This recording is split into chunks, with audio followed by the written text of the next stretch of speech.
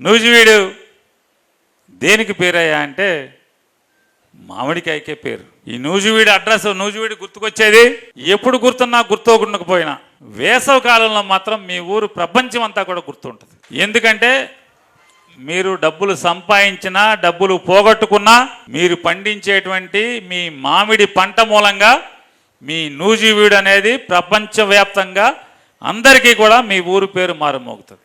నూజివీడు రసమా కాదో తినేవాడికి తెలియదు, అమ్మేవాడికి తెలియదు. కానీ అన్ని పళ్ళ కొట్లలో నూజివీడు చిన్న రసం, నూజివీడు చెరుకు రసం అని చెప్పి బోర్డులు కట్టేసుకుని అమ్మేస్తూ ఉంటారు మీ పేరు మీద.